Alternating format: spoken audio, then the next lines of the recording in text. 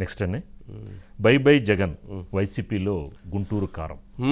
తనకి నరసరావుపేట ఎంపీ శ్రీకృష్ణదేవరాయలు రాజీనామా చేశారని పార్టీకి పదవికి రెండింటికి రాజీనామా చేశారు. తనకి ఇప్పుడు ఈయనతో కలిసి 3 ఎంపీలు బయటకు వచ్చేసినట్టు వైసీపీ నుంచి. లావు కృష్ణదేవరాయలు, లావు రత్తయ్య గారి కుమారుడు, Vignan colleges chairman, general Narsapet MP, సౌమ్యుడు, వివాదరహితుడు, పెద్ద ఎక్కడ రాజకీయాల్లో ఎప్పుడూ కూడా హాట్ కామెంట్స్ చేసినటువంటి నేపథ్యం లేదు. ఒక్క చిలకలూరుపేట విడుదల రజనీతో కొంత వివాద గ్యాప్ తప్ప ఎప్పుడూ కూడా ప్రత్యర్థుల మీద కానీ లేదా రాజకీయ శత్రువుల మీద కానీ లేదా రాజకీయాల్లో కానీ యుద్ధం చేసినటువంటి వ్యక్తి కాదు. బాగా చదువుకున్నటువంటి యువకుడు. మరి అలాంటి కృష్ణదేవరాయలు ఈరోజు వైఎస్ఆర్సీపీ పార్టీకి ఎంపీ మెంబర్ ఆఫ్ పార్లమెంట్ పదవికి రెండింటికి తన రాజీనామాని చేశారు. మరి జగన్మోహన్ రెడ్డి గారికి ఉన్నటువంటి అత్యంత సన్నిహితుల్లో కూడా అతను ఒక సన్నిహితుడు.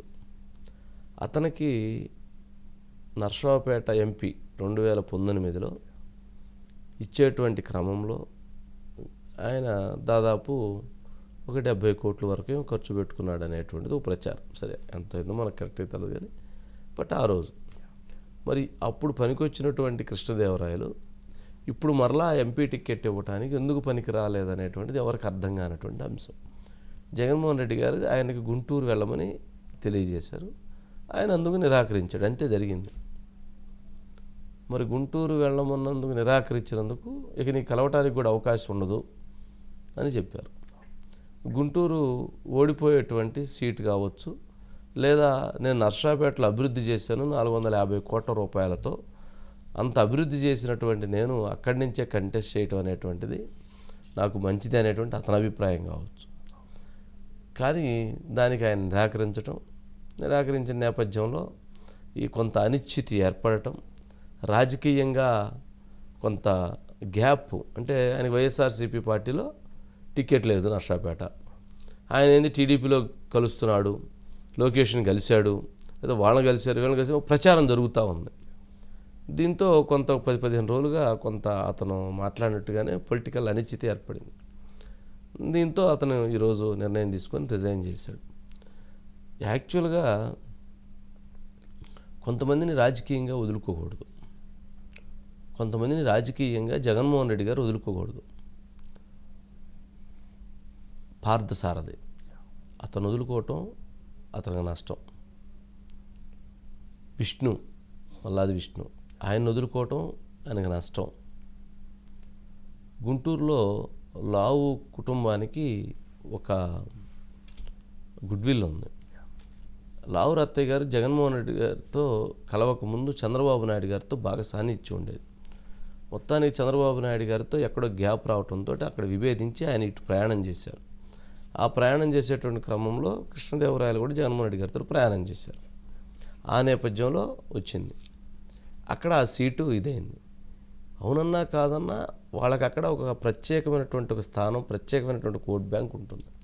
ఇప్పుడు అదంతా కూడా జగన్మోహన్ రెడ్డి గారికి లాసే. ఇప్పుడు ఆయనకి MP seat Narsapeta MP seat ఇవ్వమని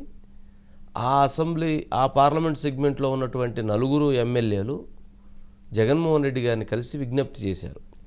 ప్రత్యక్షంగా కావచ్చు, పరోక్షంగా ఆయన దగ్గర ఉన్నటువంటి వ్యక్తుల ద్వారా కావచ్చు, కృష్ణదేవరాయలకి ఇస్తేనే మంచిది మాకు, ఎందుకంటే అతనికంటూ కేడర్ ఏర్పడింది, అతనికంటూ గుడ్విల్ ఉంది, అతను చేసిన డెవలప్మెంట్ గురించి కూడా చెప్పుకోవటానికి కూడా అవకాశం ఉంటుంది, మాకు కూడా అది కలిసి వస్తుంది, కావున అతనికి ఇవ్వండి అని. ఒక్కసారి చెప్పిన తర్వాత రెండోసారి మళ్ళీ చెప్పటం ఉండదు. సీతయ్య ఒక్కసారి చెబితే చెప్పినట్టే, జగన్మోహన్ రెడ్డి గారు కూడా ఒకసారి డెసిషన్ తీసుకున్నట్టే గెట్ అవుట్ అయిపోయింది. దాంతో తనకి మొత్తానికి టీడీపీతో ప్రయాణం జరుగుతుందనేటువంటిది కృష్ణదేవరాయల మీద ఉన్న అంశం. చివరికి ఇప్పుడు ఏంటి, ఆయన పార్టీని వీడాడు. అక్కడ సరే ఎవరో ఒకరిని పెడతారు, పార్టీల్లో టికెట్ల కోసం ఉండేటువంటి వాళ్ళు ఉంటారు. కానీ దీనివల్ల ఏంటి, చంద్రబాబు నాయుడు గారితో విభేదించి జగన్మోహన్ రెడ్డి గారితో ట్రావెల్ అయితే జగన్మోహన్ రెడ్డి గారిని చూసినటువంటి తర్వాత చంద్రబాబు నాయుడు గారు చాలా ఉత్తమం అని తెలుసుకున్నారు. కరెక్ట్. పెనం మీద మంచిదా పొయ్యిలో మంచిదా? మామూలుగా సమ్ బెటర్ పెనం మీద మంచిది. పొయ్యిలోనే. పొయ్యిలో అయితే రాజకీయాలంటేనే పెనమో పొయ్యో, అంతే. పొయ్యిలో అయితే నిమిషంలో కాలిపోతాం, అయిపోయినట్టే.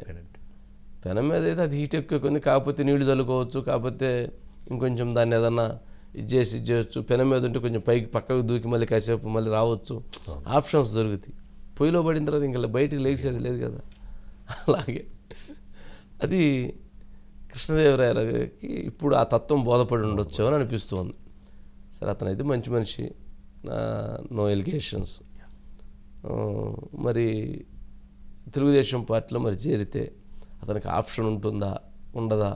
ఇప్పటికే గుంటూరు నర్సాపేటకి దాదాపు క్యూ కట్టారు, చాలా పెద్ద లైన్ జరుగుతూ ఉంది. అతిరథ మహారోజులందరూ కూడా ఆ రెండు నియోజకవర్గాల్లో కావాలని ఎక్కువ కాన్సన్ట్రేషన్ చేశారు. బట్ అందరూ కూడా గొప్పవాళ్లే. కాకపోతే ఏంటంటే ఎవరు సమర్థులు అనేటువంటి దాన్ని ఎంచుకోవడంలో పార్టీ అది నిర్ణయం. పార్టీకి ఎవరు ఎక్కువ ఉపయోగపడతారు, పార్టీకి ఎవరు ఎక్కువ లాయల్టీ ఉంది, పార్టీ ఇట్లా చాలా ఉంటాయి. ఫైనాన్షియల్ ఈక్వేషన్స్, వాళ్ళకి అక్కడ ఉన్నటువంటి పొలిటికల్ ఈక్వేషన్స్, ఈ కాంబినేషన్ అన్నింటిని కూడా చూసుకుంటారు. ఫైనల్గా ఇన్ఫ్లుయెన్సు, మంచిగా మృదువుగా ఉన్నటువంటి వాళ్ళకి ఏమైనా చంద్రబాబు నాయుడు గారు నో అని చెబుతారు. వెంటనే కొంచెం స్ట్రాంగ్గా ఎందుకు ఇవన్నీ నాకు చేయాల్సింది అన్నటువంటి వాళ్ళు కొంచెం అవకాశం ఎక్కువ ఉండేది. స్వభావాన్ని బట్టి కూడా అక్కడ మారుతూ ఉంటాయి పరిస్థితులు. సరే, అందుకని ఇప్పుడు మరి ఆ రేస్లో ఇప్పుడు అక్కడ ఉన్నటువంటి 4-5 మెంబర్స్ రేస్లో తను కూడా ఇంకోరు జాయిన్ అయ్యారు. మరి ఇప్పుడు ఆ రేస్లో మరి ఆయన ఏమైద్దో చూడాలి. ఆయన బయట ఉందండి సార్, బయట ప్లే చేయండి. నిశ్చితి కోరుకుంది నేను కాదు, దాన్ని వల్ల ఎక్కువగా ఏదైతే ఈ కన్ఫ్యూజన్ అంతా ఉందో దీనివల్ల అటు పార్టీకి ఉపయోగం లేదు, ఇటు నాకు ఉపయోగం లేదు. మరీ ముఖ్యంగా క్యాడర్ ఎవరైతే ఉన్నారో వారందరూ కూడా ఈ కన్ఫ్యూజన్ సిచ్యువేషన్లో గడిచిన 15 రోజుల నుంచి 20 రోజుల నుంచి ఏదైతే నడుస్తూ ఉందో దానివల్ల వారికి కూడా ఎటు వెళ్ళాలా, ఏం చేయాలా, ఏ డైరెక్షన్లో పోవాలనేది అర్థం కాని పరిస్థితిలో వాళ్ళందరూ కూడా ఉండటం జరుగుతూ ఉంది. దానికి ఏదో ఒక విధంగా తెరదించాలి, ఏదో ఒక విధంగా ఫుల్ స్టాప్ పెట్టాలనేదే మా ఉద్దేశం. ఇది ఇందాక చెప్పినట్లు నేను కోరుకుంది కాదు, నేను చేసింది కాదు. ఇది వేరు వేరు కారణాల వల్ల ఇలా ఫ్లైఅవుట్ వచ్చింది. దానికి తెరదించుతూ నేను ఏదైతే వైఎస్ఆర్ కాంగ్రెస్ పార్టీ సభ్యత్వానికి రాజీనామా చేస్తూ అలాగే పార్లమెంట్ సభ్యత్వానికి కూడా నేను రాజీనామా చేస్తూ ఉన్నాను ఇమీడియట్ ఎఫెక్ట్. దీంతో అన్న కొద్దిగా ఈ కన్ఫ్యూజన్ అంతా కూడా తొలగిపోతుందని చెప్పి ఆశిస్తూ ఉన్నాను. రైట్. మాట్లాడినప్పుడు రాజకీయాల్లో గౌరవంగా మాట్లాడాడు అనిపించింది. ఎక్కడ జగన్మోహన్ రెడ్డి గారిని తిట్టడం కానీ లేదా పెద్దగా విమర్శించడం కానీ లేదు. ఒక అనిశ్చితి ఏర్పడింది రాజకీయాల్లో. నా ఎంపీ పార్లమెంట్ పరిధిలో తన చుట్టూత కాబట్టి ఆ అనిశ్చితి రావటానికి అది నేను కోరుకున్నది కాదు, అది నేను కోరుకోలేదు. దానివలన పార్టీకి ఉపయోగం ఉన్నా నాకు ఉపయోగం ఉన్నా పర్వాలేదు, అది పార్టీకి ఉపయోగం లేదు నాకు ఉపయోగం లేదు. ఆ అనిశ్చితికి నేను కారణం కాదు. అంటే కారణం ఎవరు? జగన్మోహన్ రెడ్డి గారు. అనిశ్చితికి కారణం జగన్మోహన్ రెడ్డి గారు అని చెప్పేటువంటి ప్రయత్నం చేశారు. సరే, అందుకని పార్టీకి ఎంపీకి రెండింటికి రాజీనామా చేస్తున్నా అని చెప్పారు. రాజకీయాల్లో ఒక ఎంపీ అవ్వటం ఎంత కష్టమో. కాకపోతే ఎలక్షన్స్ ఇంకా 15 రోజులు నోటిఫికేషన్ ఉంది కాబట్టి 4 రోజుల్లో ఆ మాట చెప్పారు. అదే ఒక 1-2 సంవత్సరాలు ఉందంటే ఎవరు కూడా రిజైన్ చేయరు. ఇట్లాంటి చాలా అసంతృప్తులు అనేక సందర్భాల్లో వచ్చి ఉండొచ్చు. కానీ రాజకీయాల్లో ఎన్నికల్లో సమీపించినప్పుడు మాత్రమే రాజీనామాల ప్రక్రియ కొనసాగిద్ది. అంతేగాని ఒక 2 సంవత్సరాలు అధికారం ఉన్నప్పుడు రాజీనామా చేయమంటే చెయ్యరు జనరల్గా ఎవరైనా. సరే, ఇంక ఇప్పుడు 15 రోజులకి ఏముంది, అందుకని సరే మొత్తానికి రాజీనామా చేసేసారు, పార్టీని వీడారు. మరి ఇప్పుడు ఆయన నెక్స్ట్ భవిష్యత్తు ఏంటనేది రాజేష్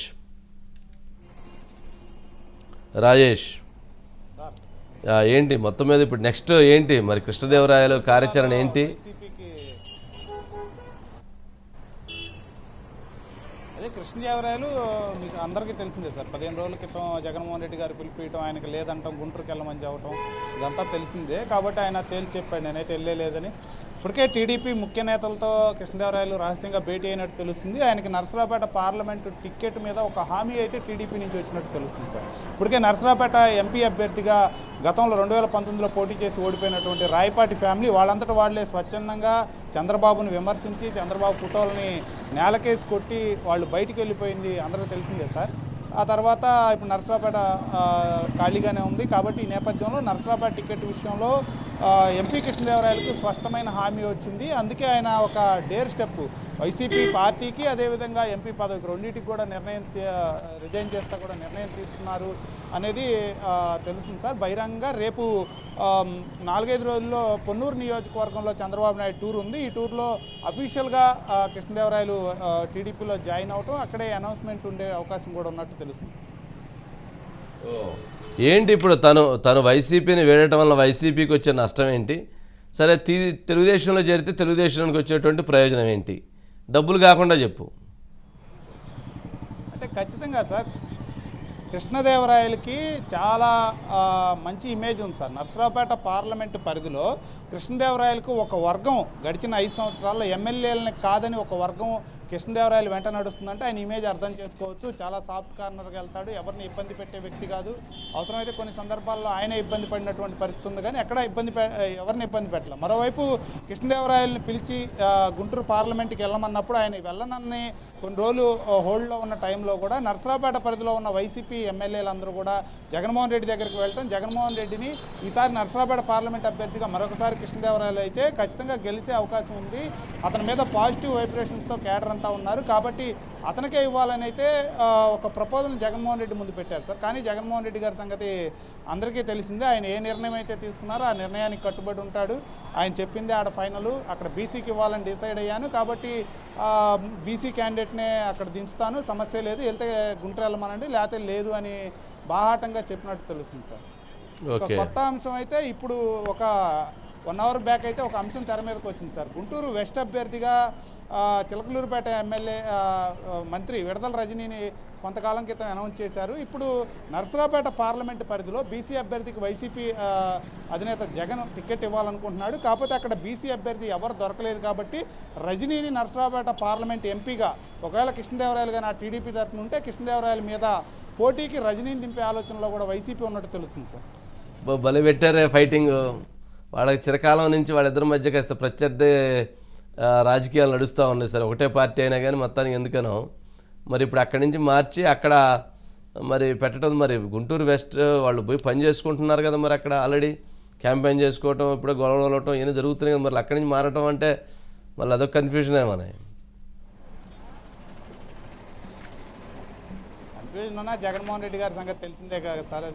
చంద్రబాబు నాయుడు అయితే ఆలోచించి నిర్ణయం తీసుకుంటారు. జగన్మోహన్ రెడ్డి గారు ఒకసారి నిర్ణయం తీసుకున్న తర్వాత 100 మంది వచ్చి చెప్పినా కానీ ఆ నిర్ణయానికి పక్కకు తీసుకునే పరిస్థితి ఉండదు కదా సార్. అందుకని బీసీ క్యాండిడేట్ ఆర్థికంగా బలంగా ఉన్నటువంటి వ్యక్తి ప్రస్తుతం మనకి ఉన్నటువంటి సమాచారం ప్రకారంగా ఒక 2 నిమిషాలు జగన్మోహన్ రెడ్డి గారు 2 నిమిషాలు ఒక ఎమ్మెల్యేకి అపాయింట్మెంట్ ఇవ్వడానికి ఈ 5 సంవత్సరాల్లో ఆయన ఇష్టపడలేదు. అంటే పర్సనల్ గెలవాలన్నా కానీ అట్లా ఇష్టపడలేదు.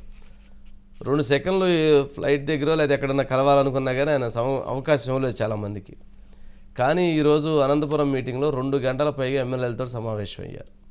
ఫస్ట్ టైం ఆయన అలా మీటింగ్లో కూర్చొని రాజకీయాలు ఇతర అంశాలు ఏంటి అని మాట్లాడేటువంటి పరిస్థితి రావటం ఫస్ట్ టైం.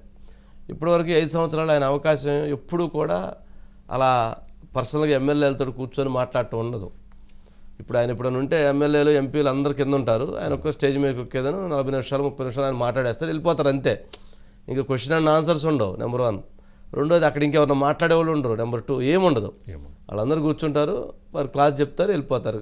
క్లాసులో అన్న కొంచెం క్వశ్చన్స్ ఆన్సర్స్ ఉంటాయి, లేదా డౌట్స్ ఏదైనా ఉండేది, క్లారిఫికేషన్ ఉండేది. కానీ ఇక్కడ ఏమి ఉండదు అనమాట, ఓన్లీ వన్ సైడ్. కానీ ఫస్ట్ టైం 2 సంవత్సరాలు ఎమ్మెల్యేలతో కూర్చొని మాట్లాడేటువంటి పరిస్థితి క్రియేట్ అయిందంటే రాజకీయంగా రేపు ఎన్నికల్లో తనకి దెబ్బ తగలబోతుంది అనేటువంటిది ఒకటి అర్థమై ఉండొచ్చు. సరే, ఆ నేపథ్యంలో అయి ఉండొచ్చు. ఇప్పుడే మరి రాజేష్ చెప్తున్నట్టు మరి చిలకలూరుపేట నుంచి మంత్రిని గుంటూరుకి ట్రాన్స్ఫర్ చేసి వెస్ట్కి, మళ్ళీ ఇప్పుడు అక్కడ వాళ్ళు పని చేసుకుంటా ఉంటే అక్కడి నుంచి మళ్ళీ నర్సాపేటకి ట్రాన్స్ఫర్ చేస్తే ఎంపీగా అసలు బిగ్ కన్ఫ్యూజన్. మరి అటువంటి రాజకీయ క్రీడ మరి ఇప్పుడున్న పరిస్థితుల్లో కూడా కరెక్టా? మరి కృష్ణదేవరాయలు మరి తెలుగుదేశం పార్టీ పెడితే, అక్కడ విడదల రజని పెడితే, ఆడ చిలకలూరుపేటలో ఆల్రెడీ వాళ్ళిద్దరి మధ్య ఒక యుద్ధం జరిగింది, రాజకీయ యుద్ధం. అసలు ఆ కాన్స్టిట్యున్సీలో మీరు రాకూడదంటే ఈ కాన్స్టిట్యున్సీలో ఇట్లా చాలా జరిగినాయి.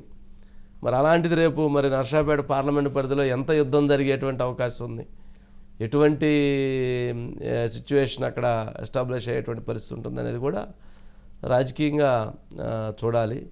మరి ఇప్పుడే ఒంగోలు మనం గతంలో చెప్పాము, ఒంగోలు పార్లమెంటు కూడా సత్యనారాయణ రెడ్డి గారి పేరు వినిపిస్తూ వచ్చింది. అంతకుముందు మనం చెప్పినటువంటి దాంట్లో చెవిరెడ్డి భాస్కర్ రెడ్డి గారు ఒంగోలు ఎంపీ అన్నాం, తర్వాత సత్యనారాయణ రెడ్డి గారి పేరు వినిపిస్తుంది. కానీ ఈ రోజుకు అందుతున్నటువంటి సమాచారం ఒంగోలు ఎంపీగా చెవిరెడ్డి భాస్కర్ రెడ్డినే వేయించబోతున్నారు. చెవిరెడ్డి భాస్కర్ రెడ్డి ఫైనల్ అవుతుంది. ఒంగోలు ఎమ్మెల్యేగా బాలినేని వాసు, ఒంగోలు ఎంపీగా చెవిరెడ్డి భాస్కర్ రెడ్డి గారి పేరు ఫైనల్ అయ్యిద్ది అనిపిస్తుంది.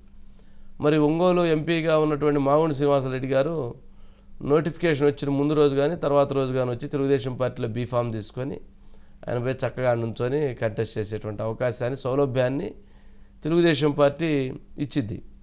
ఎందుకంటే ఆయనకి ఆర్థికమైనటువంటి బలము, రెండు అక్కడ వారికి సుదీర్ఘకాలం నుంచి ఉన్నటువంటి రాజకీయ అనుభవం ఆ కాన్స్టిట్యున్సీల్లో, ఆయనకంటూ కొంత వ్యక్తిగతమైనటువంటి ఓట్ బ్యాంక్ ఉండడంతో రాజకీయంగా కలిసి వచ్చింది అన్నటువంటి అభిప్రాయం ఆయనకి ఇచ్చేటువంటి అవకాశం.